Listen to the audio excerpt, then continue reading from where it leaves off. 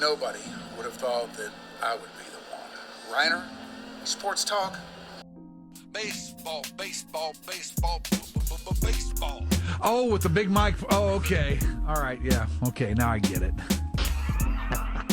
We got a lightning strike, boys. What happened over there, Grego? We had a little lightning strike right outside the window. Texas Rangers win the World Series. All right. Here's a tip for all these Americano League teams. Wait, you said tip? Yeah, tip. Okay. With a P. Keep jamming. The ticket, nothing but a big Gen X jerk-off sale. This is a cool night or what? Although somebody would hear that and go, bullshit. I'm back, bitches.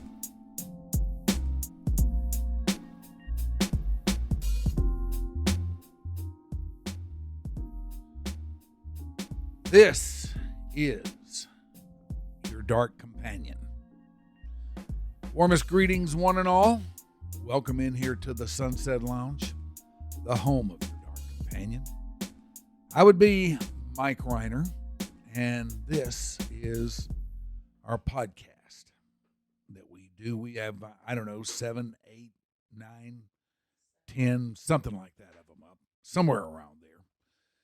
And this is what you do after you get kicked out of radio. You do something like this. And today, here's somebody who has not been kicked out of radio. He has so far transcended radio that it's probably just a little day trip for him, because he is also in the far more high-tone world of the Vidicon. You see him on Mavs TV. You hear him on 97.1 The Eagle, part of the Ben and Skin show. He is Jeff Skin Wade. Holy cow, I'm here in the Sunset Lounge. You are. Is it what you thought it would be? It's that and more.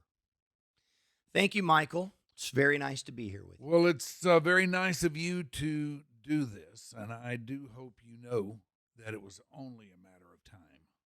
I felt I rang your bell. I felt I was wanting that to happen. So when you rang my bell, I felt very good about it. I was ready to go. Well, I don't want you to think, and it's the last thing I'd want you to think, that I would ever leave you out of something like this, because I've known you for a long time. I know what a multifaceted fellow you are. I know what a sound thinker you are. I know what a smart guy you are. And those are the kinds of people that I like to have on here. I don't always succeed, but that's what we aim for. Well, let's do this, man. Thank you for the nice words, but I've always, as long as I've been conscious and aware of media, Mike Rhyner has been somewhere in my life there. I've told you many times, riding to school with my sister, we listened to LaBelle and Rhodey in the mornings. And so that very first day that the ticket came on the air, and me and Ben are standing there at a business card company. We're boxing business cards after running them through a splitter. We're taking them, we're boxing them, then we're going to go deliver them. And the old sports station arrives, and we're listening, and the hard line comes on, I believe, at 11 o'clock at that time. Yes. And I remember you guys introduced yourselves, and I was like, Mike Rhyner from the zoo is on here? What?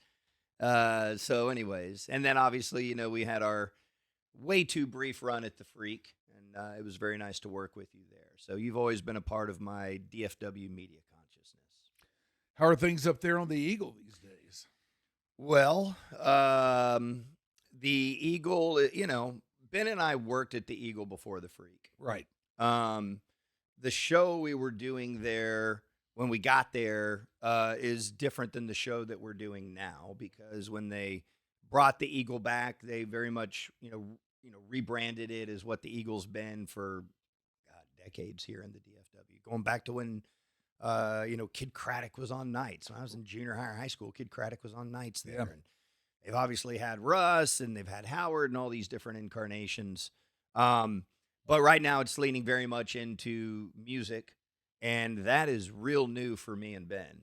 Ben and I you cut your teeth at a music station. Yeah. Ben and I have never worked at a music station to where we're playing music. So we're getting adjusted to all of that. It's an interesting adjustment, but we can figure it all out. Were you a Howard Stern fan back in the day? You know, You might have been a little young for that. No. You know where I really had more interaction with Howard Stern was that condensed version they put on the E Network at nights. Yeah. Seeing that. Yeah. And then also I was a huge, and I say was, I still am. He's just does way less now, but David Letterman has always been a huge influence on me. So actually, the first time that I saw Howard Stern was on the David Letterman show, and back then, he was a New York jock, Right. and so I didn't really know who he was. And I was trying to figure out why he was such a big deal. But Dave seemed enamored with him, and he always good whenever he went on there. And so when he made it down to this market, I was aware of who he was from Letterman. But really, most of what I saw on Howard Stern was, him on E. The version of Howard Stern that exists now, I love. I love his approach to interviewing people.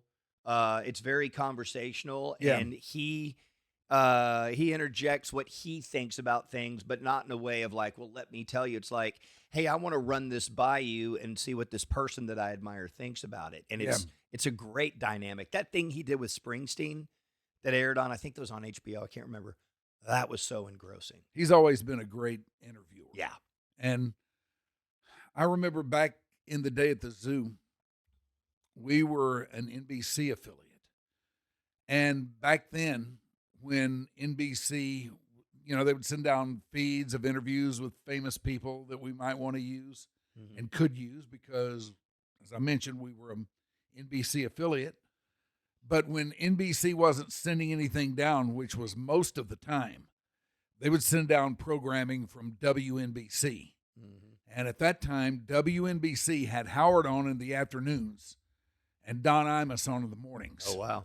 And I was there in the mornings. I was over there in another production studio. LaBella and Rhodey would be on. And when I was about to take a feed from NBC, I would listen to Don Imus. And I just loved what he did. I was a huge fan of his. And I would go in there and tell LaBella and Rhodey, who are both from that part of the world, Right. what I just heard Imus do or something like that. And LaBella especially thought it was just, just great that he could listen to it, Yeah. But in the afternoons, sometimes I would have to go up there and they would want me to go up there and catch a feed. So I'd go and Howard would be on. And Howard was a lot different than he is now. I mean, now it's like he's grown up. Right. But back then he was bawdy, he was pretty rowdy. Yeah. He had his crew and everything. And I when he came into the market on the Eagle, I became a huge fan right away. And that is all that I listened to. And that had a huge influence on you in the early part of the ticket. It did. Yeah. It did, for sure. Yeah. I would try and lift as much from him more stylistically than anything else as I possibly could.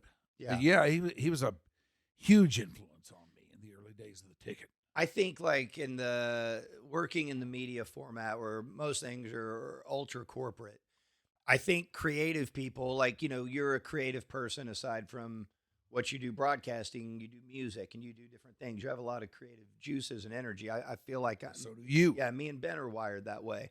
And so when you see a form and it's the standard form, but then you see people working inside the form from the inside and they're just tearing it down from the inside. Yes. That's very, very appealing to me and always has been. And it's that Very invigorating too. It is. And that's what we tried to do with the Freak. It was just the timing wasn't right. And, we needed more runway and all those kinds of things. But when you try to do something very anti-corporate at a place that's very corporate, you either need to be incredibly successful right out the gate or you're going to get taken down. That's the way it goes. I not to, just sit here and talk about Letterman the whole time, but Letterman had a morning show that was on, I believe it was on NBC. I didn't watch it. I was, I wasn't old enough, but I've, read about it and learned about it after the fact. And it was so out of sorts for what a morning show was. He actually was having a countdown on the air for when they were going to get canceled. right? And it's just that sort of, mentality that I've always loved and has always appealed to me. And when, you guys were getting the ticket up and going and the idea of the little ticket, and I know that you kind of commandeered that from Dick Motta, right? The Little Mavericks. Well, I call them the Little Mavericks because they were, kind of a little team back then. Nobody was paying any mind to them and stuff. So yeah, it was a little bit of a carryover. Yeah, and I brought that to the ticket. That whole idea, that whole mindset. yeah, and it's just so appealing to so many people because they feel bonded to that. I mean, nobody roots for a corporation. No.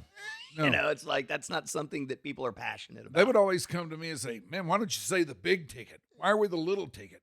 Why don't you say the big ticket?" I'd tell them, "Look, just go with me on this. Yeah. It'll pay off in the long run," and it did. It's what all those National Lampoons guys did. There's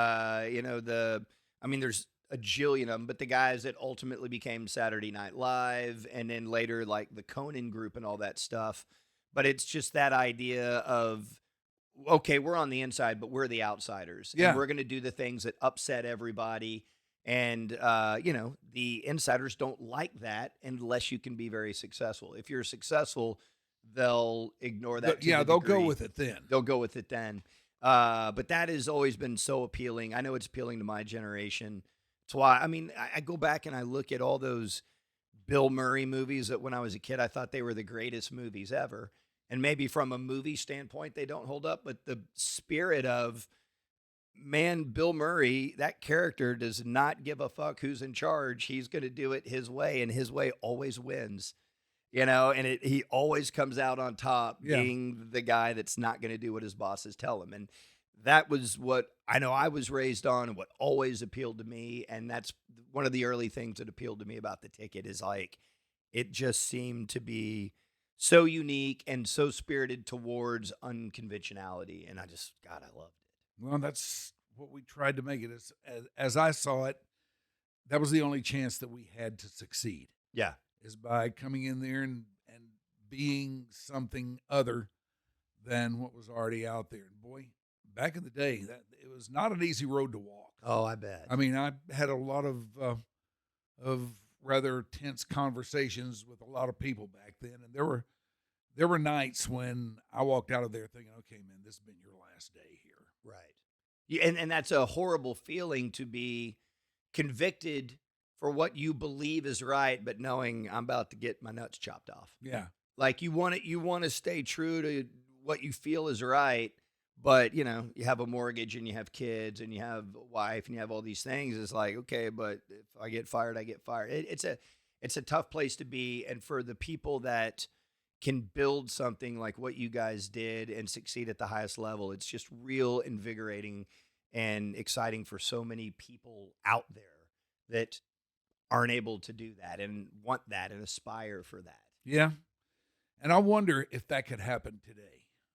I think it happens in different ways. A guy that I feel very conflicted about is Bill Simmons. Okay. Yeah. On one level, I think Bill Simmons is a complete asshole douchebag. On another level, that's the level that I generally tap into with him. Yeah.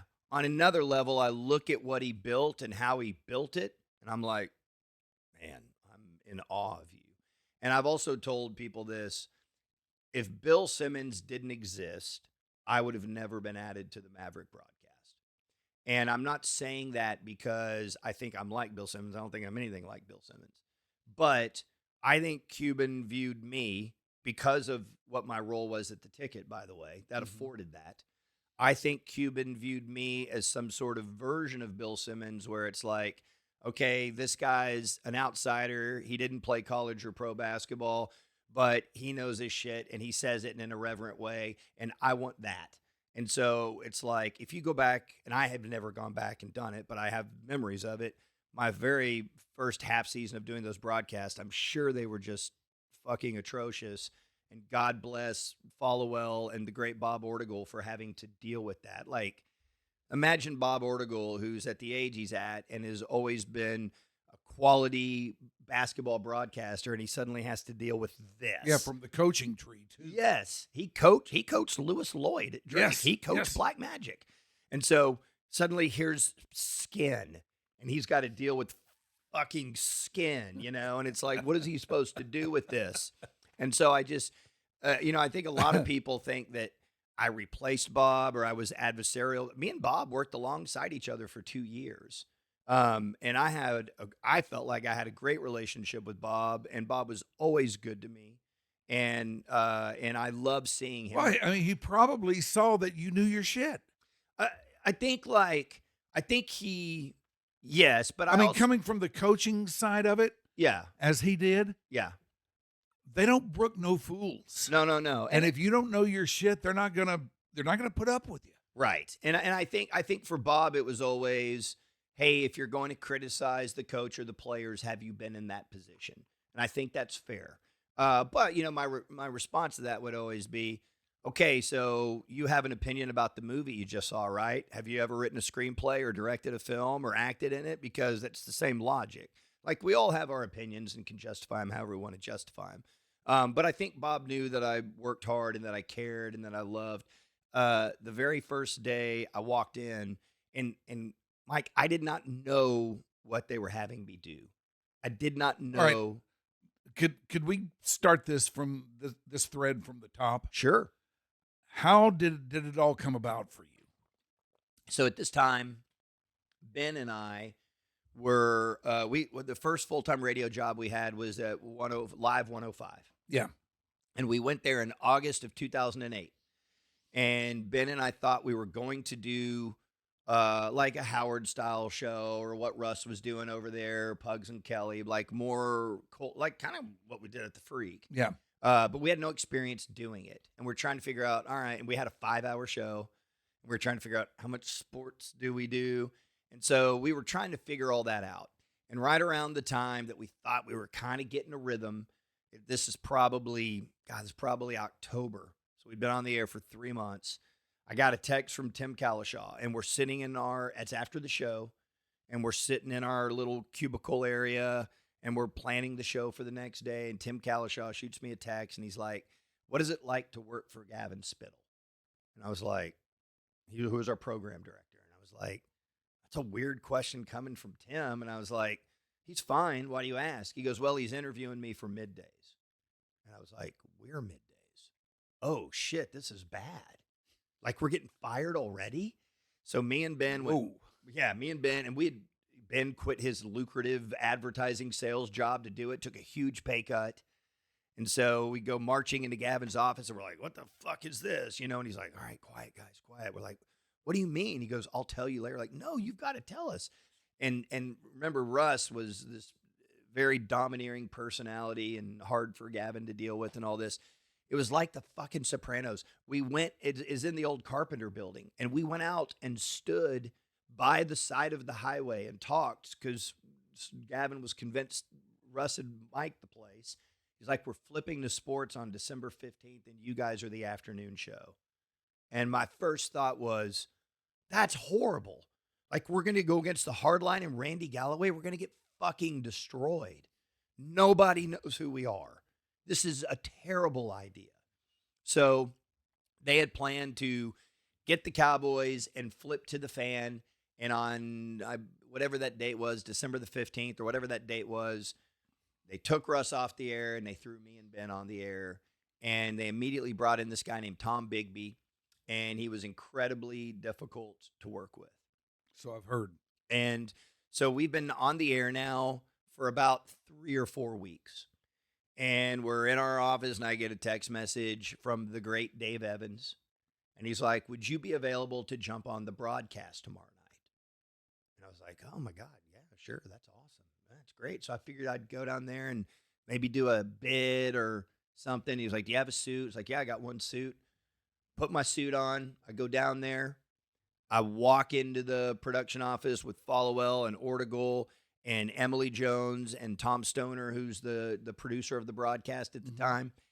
And I walk in, and they all stop and look at me with these horrible looks on their faces.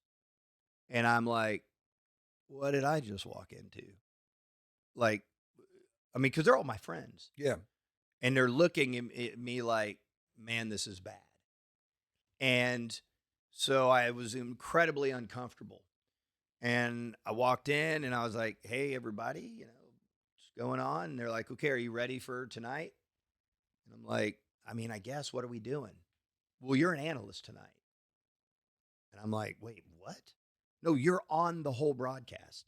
I did not know until I got there. It was against the New York Knicks. I did not know. And nobody had told you what you were going to do. They told me I was going to be on the broadcast. And so the reason it went down like that is Dave Evans is a very smart guy. And, Cuban has very strong thoughts on what he wants. And they also have, okay, how do we maintain, for lack of a better term, the integrity of the broadcast? Mm-hmm. But Cuban wants something different and unique. How do we do this in a way that's palatable to an audience? And so they were all trying to figure that out.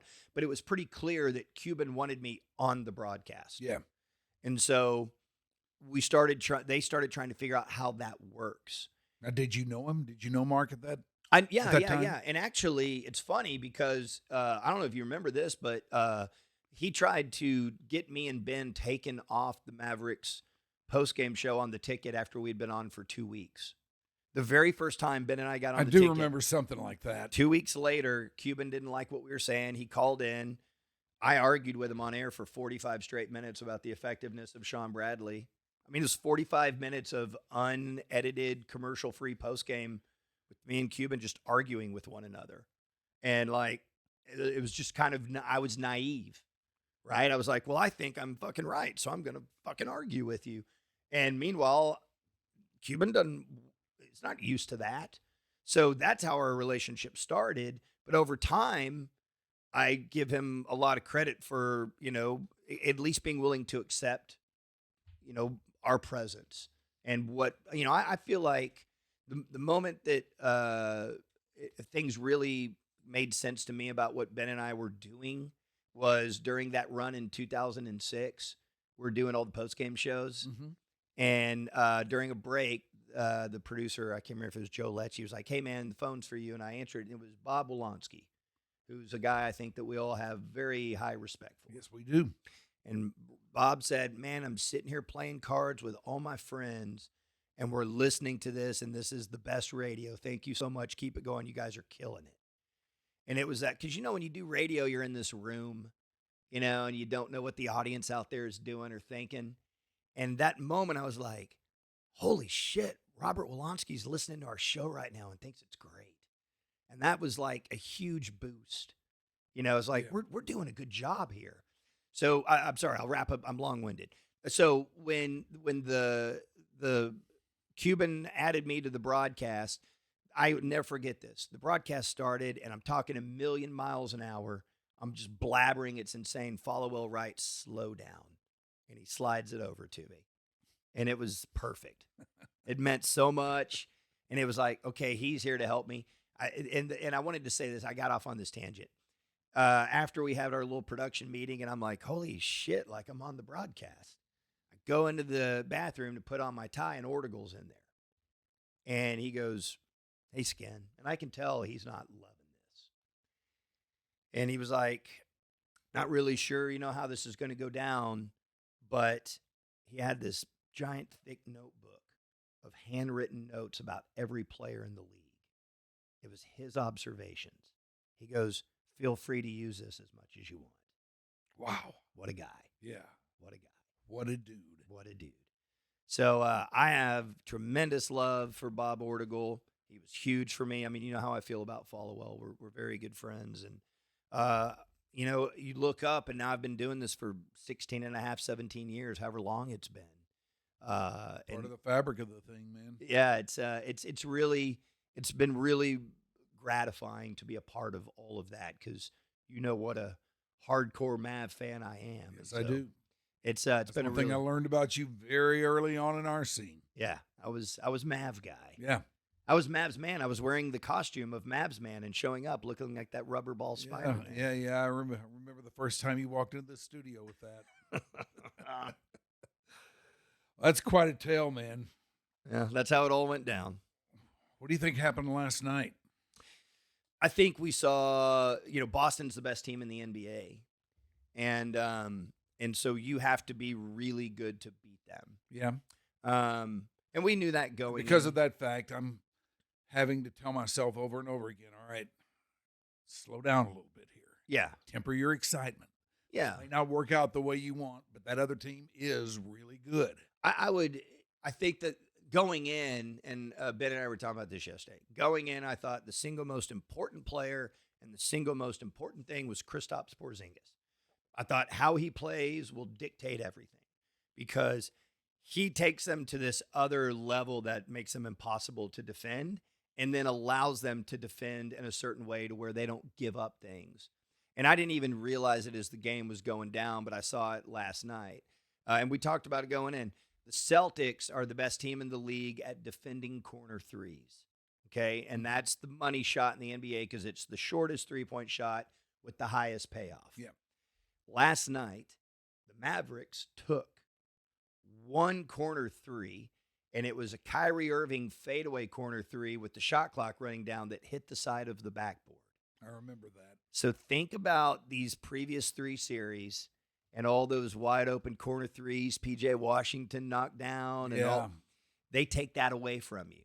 They also have at least three elite perimeter defenders with good size, and then Tatum can be that. And then if they have Porzingis back there that can help, they're able to switch everything. So they never have to double team a Luka or double team Kyrie and create those 4-on-3 situations. So if the Mavericks aren't able to win one-on-one after switches, it's going to be a very difficult series for them. And then conversely, the few wide open looks we got, we didn't make a lot of them. Yeah. And so those are things that they have to work out. Kyrie and Luka both have to be exceptional. The role players have to play a little bit above their abilities, and then you have to be incredible defensively. Man, those dudes last night were just making some incredible shots in the first quarter. Yeah, they were, but the difference maker for sure was Porzingis. And when he came into the game, I don't know, I hadn't seen much of him this year, Mm-hmm.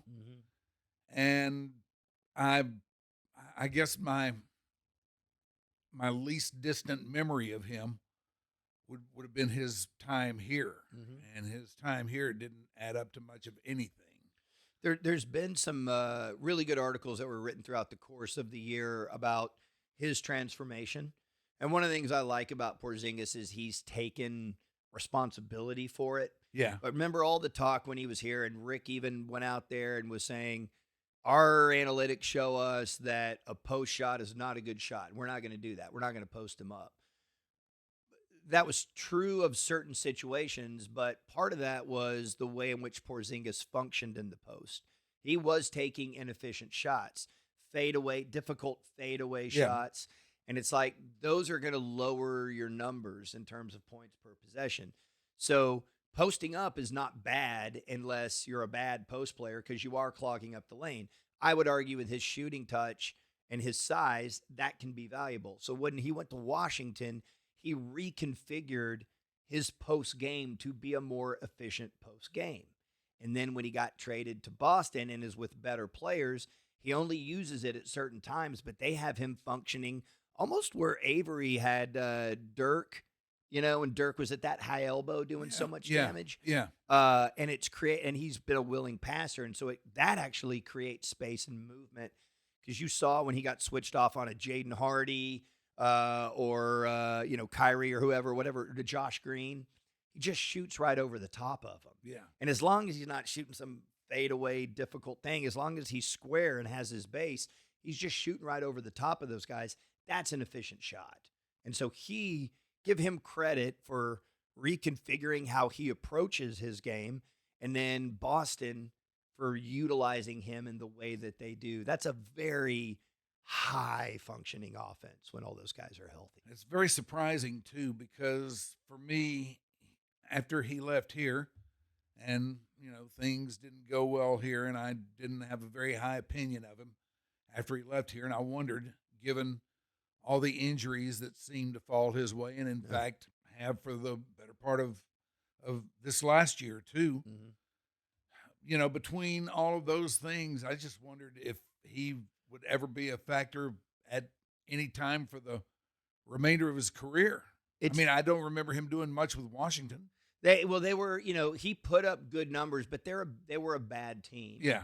And so, the other part of it that's so interesting is, and I'd have to look up his age. Maybe Ashley could, I don't know. I think he's probably 27 now, 28. There seems to be this life cycle of players when they expect to be the man, and he's 28 now, and they expect to be the man. She's on it. What a producer. They expect to be the man, and when it doesn't work out, they get to a certain age, and then they're like, okay, wait, the media's talking about me like I'm not a winner. How do I change that? Well, you change that by playing with good players. No matter how good you are, basketball is a team sport. And so if you look at what Porzingis is asked to do in Boston and his willingness to accept it, it's fantastic. It's for them. It reminds me a little bit of what Kyrie is embracing here in Dallas. Yeah. I hadn't thought about that, but I can definitely see kind of a thread there. Yeah. It's that whole thing is like when you're the young alpha and you're like, watch me do this, that's all fine and good. You're going to put up big numbers. You ain't going to win. And then people are going to talk about you like they're going to start calling you empty. They're going to start talking about you like you're Carmelo Anthony. Yeah. It's kind of sad the way people talk about Carmelo Anthony. He was a generational player. Same class as, 1 year different as LeBron and that group of guys. Mm-hmm. And they all respect him as such, but he was never in the right basketball situation when his mindset was where it needed to be.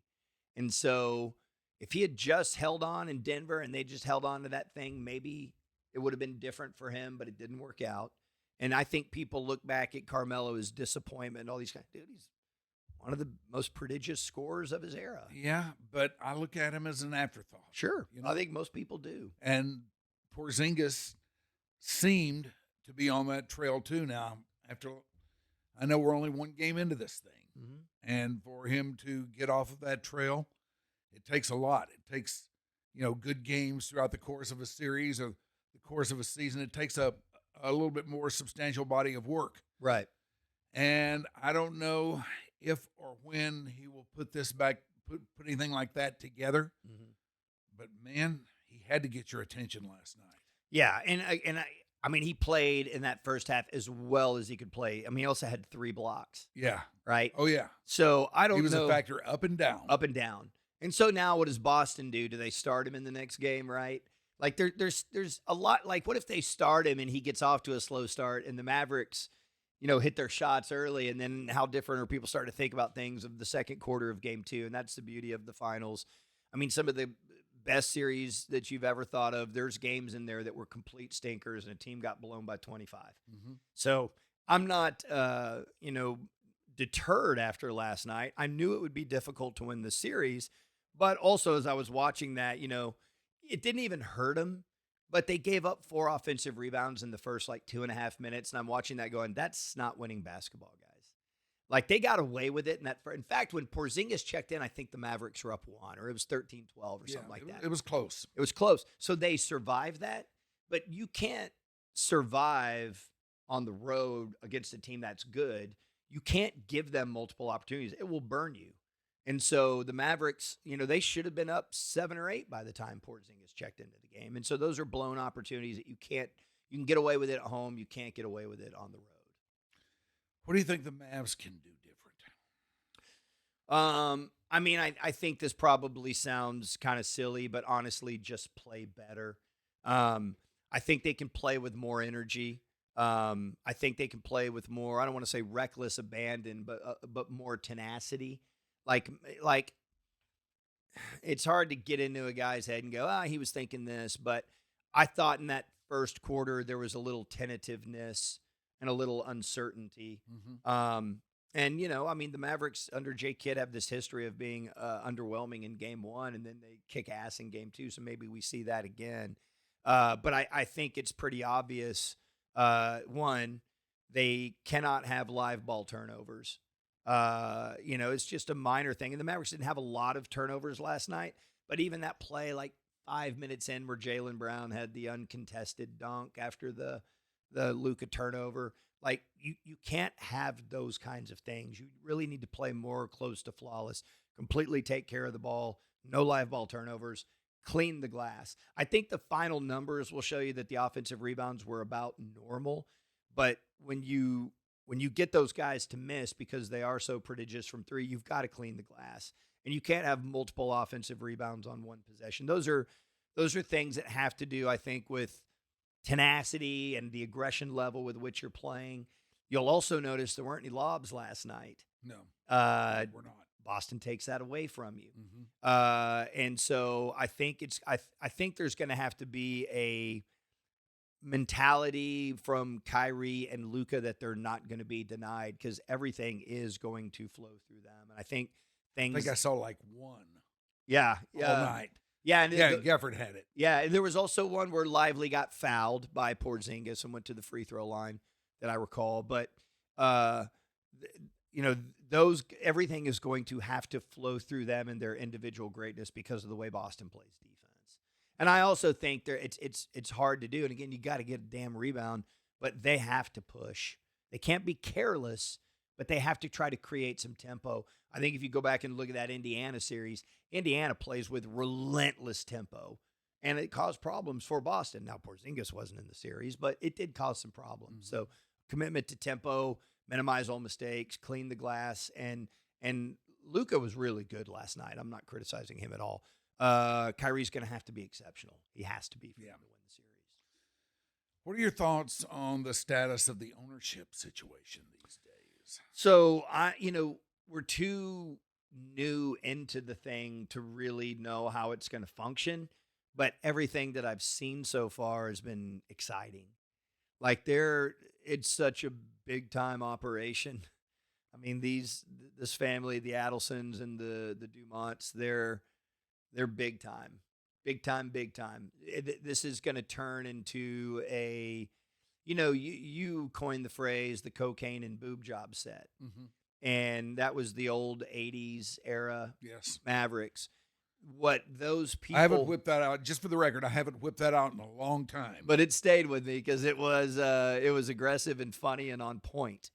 But that set very much exists in Dallas. And that set wants to be wowed. Yes. Now, the product on the floor, I think, will wow you. The amenities are about to be stepped up at that arena to wow those people. And so that experience at the game is about to feel Vegas, LA, it's New York. It's going to start feeling like that. I think you can see it a little bit with the presentation they're doing on the player introductions. They got this guy, Guitar Slayer, out there, and he's reconfigured Eminence front, and he's on this riser, and he's playing with it, and there's all these lasers and smoke and shit. And it's like, it's a production. And if you're walking around, I'm lucky enough to get to go walk around in the lower bowl area, and Leon Bridges is hanging out, and Big X the Plug, who's a huge rapper, it's coming up, is hanging out. And then there's like, oh, look at that prominent billionaire businessman. People are hanging out. Micah Parsons is hanging out. I was standing back there when Travis Kelce was just hanging out back there. And so those are the kind of things you expect to see in LA or New York. Yeah. You're going to start seeing that shit here. And so with that, because of the background of what the Adelsons and the Dumonts have built in Las Vegas, and I don't know what China is, but I know that it's generated a lot of money, so I'm assuming it's on a very high level. That extra sizzle and just sort of flash that goes along with what the product of the NBA is and what the Lakers have always put out there and what Ballmer's done with the Clippers, we're about to have that here. And I can't wait to see how it unfolds. It's kind of exciting. It's exciting. There's all these, and they can do it, Mike, because we talked about this on our shows on The Freak. There's all these New York and California people that are moving to Dallas into the uptown area. And that's why you have Throw a Rock and there's another expensive steakhouse. It's like, there's all this money coming in. And as such, that money will be able to support whatever's going on at the American Airlines Center. It's about to be a really flashy affair. Your knowledge of basketball is second to none for me around here. Thank you for there. saying that. There are a lot of really, really strong basketball minds out there. But, you're kind of go-to for me. When I hear it from you, that's when I start to buy in. That's really nice of you to say. How much of that comes from having a dad who's a coach? 'Cause your dad's a coach, right? Yeah, he coached. Now, by the time I had gotten to a certain age, he had gotten out of coaching because back then, it's a different path now. There's a lot more money in basketball. But back then, if you ever wanted to, quote unquote, make money, you would coach until you became a principal, Yeah. right? Yeah, right. And so my dad kind of figured out, man, I don't think my path is through the school district. So he went to work for my grandfather and became an electrical contractor. But that all of his buddies stayed in that. And so that's what I grew up in. So I grew up and we would go to the Southwest Conference tournament. Luckily it was at Reunion Arena, but that was always like all his buddies would come together. He was buddies with Jim Haller and Billy Tubbs and all these guys that really made, names for themselves in basketball. One of the great guys. Did you ever know Johnny Underwood? Never did. I know the name though. Everybody knows the name. He's an amazing guy, and he was friends with my dad. He was on Dave Bliss's staff at SMU, and for a while he was the assistant basketball commissioner for the Big 12 and would deal with Bobby Knight and all this. And John Underwood was one of those guys that knew everybody, right? Personable guy, remember your name, all this stuff. But I have these memories of being in places with my dad and all of these people knowing him and liking him. And that has an incredible impression on you when you're young. My dad, we would go down there into that aqueduct looking thing at Reunion Arena. Mm-hmm. All the ticket scalpers knew my dad's name, and we'd go out there and hustle a little bit. I mean, it was just really fun being around my dad and being around basketball. And so he never once stuck a ball in my hands. Like, he wanted me to do whatever I wanted to do, but I wanted to be my dad. So I threw myself into basketball, and I loved it and was passionate about it. And not only playing that, I would spend my summers going to basketball camps.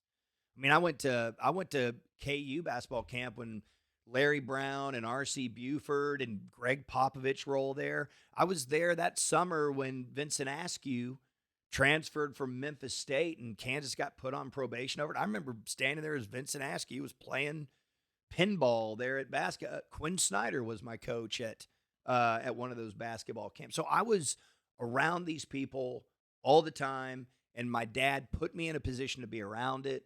And then by the time I got older, I would start officiating games, and then I started coaching at basketball camps when I was a teenager. Mm-hmm. And so it was such a part of the fabric of everything that I cared about. And you know me, I mean, I'm a passionate guy. If I'm into something, I'm into it. And I want to know everything there is to know about it.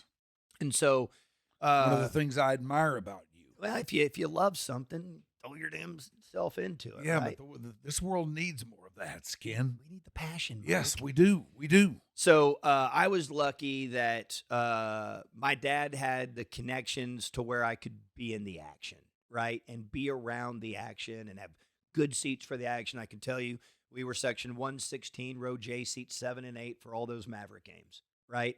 And we would get down there early. And I have these memories at 7:02 on the clock. They would play Eminence Front in the arena. And there wouldn't be that many people in the arena. This is back before they played it for introductions. They played Eminence Front in the arena every game day at 7:02. I would look up and I would see It's always been a huge Mavs song. Absolutely. And so, and then my dad's buddies, when I was, 12 or 13, we would all come over to our seats, and there's not that many people in the arena yet, and they would just start quizzing me. And I very much like a, performing monkey would answer all their questions, and they would smile and go, he's right. And it would be very gratifying. Would they just like play basketball trivia with you or something? I knew everything. And they would just smile and laugh and get a big kick out of it. I'm like, I'm here with all the adults, and they like me, And so early on, I learned that impressed people, and they liked me for it, if that makes sense. Yeah, it makes sense because when I was a kid, I was pretty much the same way. But with me, it only made people think I was nerdier than I already was, Okay. It can have a reverse effect. Yeah. And it didn't have a real good effect on me. No. But you bring up a really interesting point, because what we're talking about, those are nerd tendencies. Yes, they are. They are. The desire to know all this stuff. Yes. And And it's so funny. Like, now I'm a card carrying nerd, and I don't care who knows it. Okay. You know? So what I think that when the tech boom happened, there suddenly was this I don't know, there suddenly was all this appreciation of nerddom. Yes. Because suddenly we were now monetizing all this inane minutia and knowledge. And then all the jocks that were salespeople were like, I need that guy. I need him in my circle. Yes. And so the nerds felt justified. Yeah, for I don't knowing all this I don't stuff. like him, and I don't know what I'm going to do with him, but I need him in my circle. Right. So yes, there's been the information age has been good for the justification of nerddom, I would say. I would say so. Yeah, man. So if you were to go up to Quinn Snyder right now, would he know you? He would not know me, but I actually did see him when Atlanta came to town towards the end of the year. And one of the guys that has a tremendous amount of respect from the people in the league is Tim McMahon.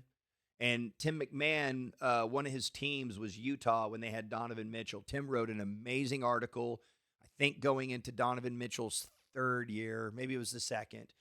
But he wrote an amazing article about the inner workings of Utah. Rudy Gobert was there at the time. He stayed close with Rudy. But when Quinn Snyder, I was standing there talking to Tim, and it was pretty obvious when Quinn Snyder came walking up, he loved Tim McMahon. And so he stopped to talk to Tim, and I'm just standing there listening to it, and it's great talk.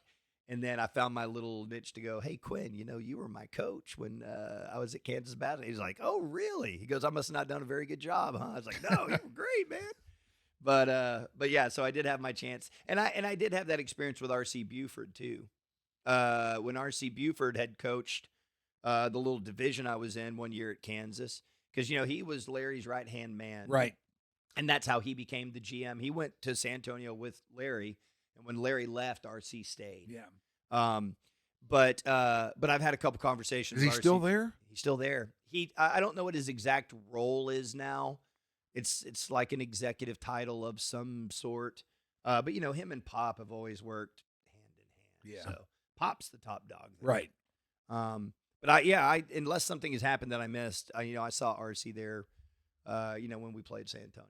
So I'm sure he's still there. What was Richardson like back in the day? Let me tell you what it was like for me first. Okay. It was a place where if I were going to go to it, I would have to go through actual countryside to get to it. Right. Once you got north of Forest Lane on Central Expressway, you were out in the boonies. Yeah. And you stayed that way until you got to TI, but TI was kind of off by itself too. Yeah, tucked away. And a little further up, I guess there's what's the first exit after that? Arapahoe? Well, you got Spring Valley, then Beltline, then you talking about off 75? Yeah. Yeah, you go Spring Valley, then Beltline, then Arapahoe. Yeah, I guess it must have been Spring Valley. Yeah. Spring Valley was a main artery there going through Richardson. But you had to go through actual countryside to get to Richardson. Yeah. So Richardson was an amazing place to grow up in the 70s and 80s. It was, our experience I had a unique experience because, back then Richardson was mostly white. However, when we went from my elementary school to my junior high, the Hamilton Park kids were merged in with us. Mm-hmm. And that probably represented, at least on the east side of Richardson, the vast majority of African-American kids went to Hamilton Park. Mm-hmm. And so that was pretty interesting and, for me, cool to have that mix all of a sudden. Because, when you're in a predominantly, and when I say my neighborhood is white, we only had one black kid in our grade, Anthony Williams, great kid. But when we went to junior high, there was this influx and you're all thrown together. Yeah. And that's a really interesting time to figure out how you fit in with people that are different than you. And I'm sure them the other way, right? One of the things that stands out to me about Richardson Junior High is you have these arguments, and I can remember all the black kids saying that Prince was the best guitarist and all the white kids saying Eddie Van Halen was the best guitarist. Those are things that you stand out to you and you remember. Sure. But man, I had a great elementary school existence. I had a great junior high existence. I had a great high school existence. I was real fortunate. The group of people that lived in our neighborhoods that fed into our schools were great people. And I think about this a lot, especially being a skinny guy, like how lucky I was that I never got bullied. Because physically, if I had gotten into any fights, I would have gotten my ass kicked. I mean, I was competitive, but I was a little scrawny guy. Mm-hmm. And so I do think back to that, and I hear people tell stories of getting bullied, and I think, man, I just got lucky that I lived in a place where people weren't bullying each other. Because I have a 16-year-old son and an 18-year-old daughter, and that terrified me for them to have to, go through school and constantly worrying about girls bully, right? Like, people are talking about, girls bully too. And it's hard. And you see more and more stuff about that. It's brutal. Yeah. And so I think about that all the time, Mike. I'm serious. I'm like, how different would my life have been if I'd grown up around a bunch of assholes and got bullied? I don't know how I would have handled it. But part of it too, like, you grow up with this sort of naivete in which Ben and I suddenly think that at 18 years old, we can suddenly go into downtown Dallas and go into rap venues where we're like, if 100 people are there, 6 of them are white. And we just go into these places like we're supposed to be there because we grew up like the black and white kids got along, and it was this suburban thing. And we didn't have a lot of there was race stuff, but it was never too extreme. Yeah. And we always figured out ways to get along. And it was always through sports. Like sport, I'm in the locker room with, guys from different backgrounds than me, and we always figured out ways to get along. And then also at the same time, we're growing up with rap music, and I think that helped. But I think back to the fact that I never got bullied and I never really got in fights growing up, I think made me think that I could just go anywhere. And Ben and I were super fucking naive. Like, the things we went and did when we were 19 and 20, going into those scenes with our lily white asses, and it's like, God. Where were these scenes at exactly? Mostly Deep Ellum. Okay. Mostly Deep Ellum at the time. The early 90s, Deep Ellum had a cool little rap scene going. Yeah. There is a place called not Dread and Irie, called Exodus. And at the time, it's Malcolm X now, but at the time it was Crowdus. Didn't Crowdus turn into Malcolm X? I think so. And, man, Tropical Exodus was the dopest place on earth for us. It was run by Jamaican New York transplants. They were playing, we would get dance hall reggae mixed together with hip hop. It was just such a fucking vibe. It was so cool. And those guys that ran that scene, it was almost like Ben and I were just a curiosity to them. It was like they accepted us. They could have excommunicated us from that scene. We would have had no recourse. But the guys that ran that scene accepted us. Did they talk to you or anything? Yeah, we became, I'm friends. Back then, one of the predominant things that was happening in rap was a lot of rappers were what they call 5%ers. It's a splinter sect of the Nation of Islam. It's a very extreme religious sect. It's more right-wing than Louis Farrakhan, if you can imagine. Mm-hmm. And part of the ideology of that is that the white man is the devil. So literally, with these guys, I represent the devil. And I come walking into their space. A lot of people have said that about me, too. And groups. Yeah. And we're coming into their space. And so I could feel that hostility at times, but that's also the age we're at. I still know all of those dudes, and we are all friends now. Like, if I don't see them for 5 years and I see them, it's all hugs. Because, you're more extreme in your views of the world when you're young and you don't have worldview yet, but you have energy and angst, and you believe what you believe. It's, it's the Malcolm X changed his view on Islam after he went to Mecca and saw how many different races were there. And that was an experience he had to go through. Well, the other thing is you get a little bit older and, I don't know, you start to account for more things as you shape your opinions about people and places and things. And your worldview changes that way, too. Just as as a natural process of getting a little bit older. Yeah, those experiences matter so much. Yeah. And that's why I feel so fortunate that I went through so much of that growth period unscathed and unharmed, because that's going to change you. Sometimes it's irreparable for people. Yeah. I never had those kinds of traumas, and I just feel so lucky for that. I really do. Yeah, you are lucky for that. Tell me about your scene with Ben. So Ben and I have known each other since we were 12, and we didn't start going to school together until we were 15. Their junior high was right next to the rec center, and that's how I knew all those guys from that junior high, by going over there and hooping before we actually went to high school together. So by the time we merged into high school together, we all were familiar with each other. We'd competed against one another. And, when you go to a school of 3 grades and 2,700, it's competitive, right?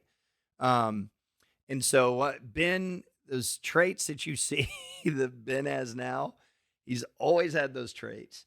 And one of the things that is so funny, I don't think he cares that I tell this, I think he laughs.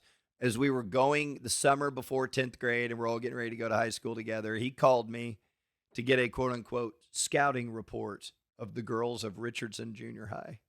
If that's not the most Ben Rogers thing ever, I don't know what is. But with our friend group, is whatever you would call jocks or whatever, guys that played sports.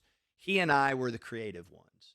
There's other guys that were, and there was another guy in our group named Chris Alvarez that we never see anymore, and just he was in our rap group with us when we were 19. And Chris was just insanely talented and very, very smart and thoughtful. But in our group, it was just athletes.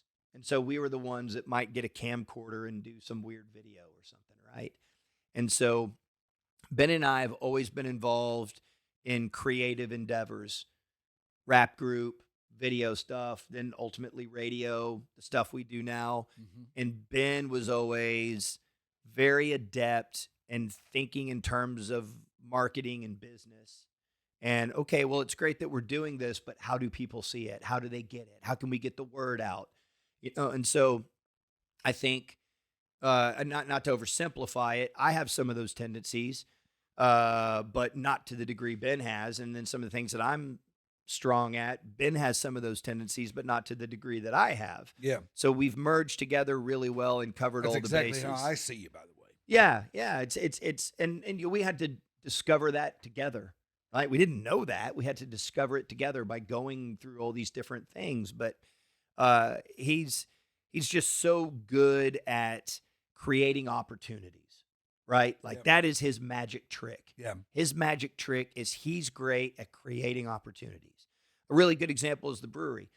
I was the beer enthusiast, but I wasn't going to go create that opportunity. He did. Yeah. Right? And then he sees the value in me of, okay, but if I create this opportunity, can we deliver on it? Well, I know I can deliver if I team up with that guy. Like that's how we play to each other's strengths. And it's really neat because it's like you've each got a little bit of a blank area, but the other fills it. We absolutely do. And I think we've grown into that.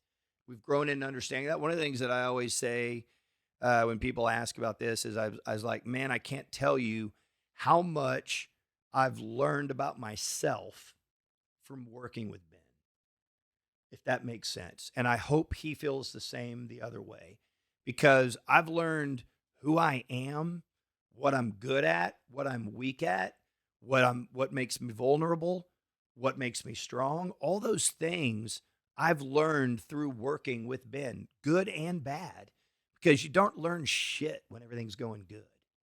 Yeah. You learn shit when bad things happen. And I've had a lot of bad things happen to me professionally and personally while working with Ben. And you learn so much through that. I mean, people are always like, oh my God, I hear you guys on the radio and you guys have probably never been in a fight, huh? It's like, shit, there's been times where me and Ben can't stand each other.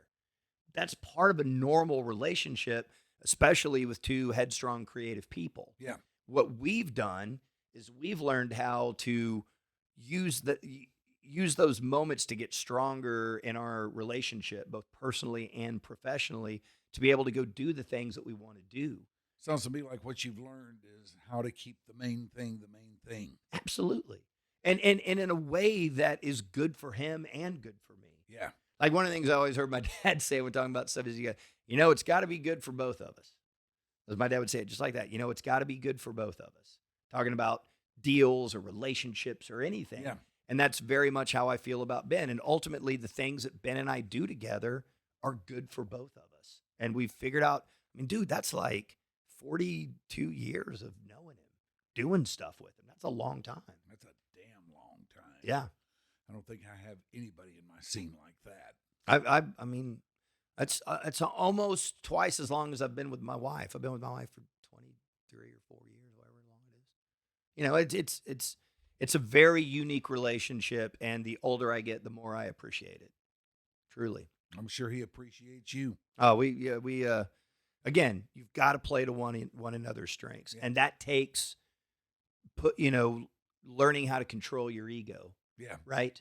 Creative people that think they should be out there, we have big egos. We have narcissistic tendencies. It's like that's part of your DNA, and I just believe that you've got to learn how to manage those things about you, not kill those things about you. Sometimes they lead to good things. Yeah, you got to subjugate the whole though. Absolutely. And I believe that Ben is willing to play to my strengths, and I'm willing to play to his. Well, as long as that's the case, long may you run, man. Right on, baby. I appreciate you coming in here and doing this. Really enjoyed talking to you the way I always do. Miss you. Miss seeing you every day. And miss the vibe, man. I do too. Miss the vibe. It was awesome. And I'm sitting here going, God, I wish I had another hour. We could sit here and flap our gums all day. Can I force myself back on at some point? Anytime you want, man. All right. This is fun, dude. Anytime you want. I think everybody will enjoy this one. This is good. YDC. Yes, that's what it is. It's your dark companion, thanks to our executive producer, Ashley Bullington, our executive general manager, Becca Moore. I'm Mike Rhyner. This has been your dark companion. You can pick it up on patreon.com. And I don't know, like they say, wherever you get your podcasts, you can pretty much find this there. So I hope you'll check it out. I'd love to hear what you think. If you want to email me, you can do that at theoldgraywolf@gmail.com. I am on Twitter or X or whatever it is this week at The Old Gray Wolf. I'm on Facebook. I'm all over the place out there.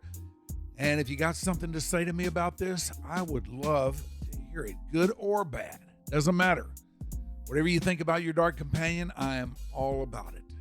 So until next time, arrivederci. I'm going to take. Can I watch? Mike?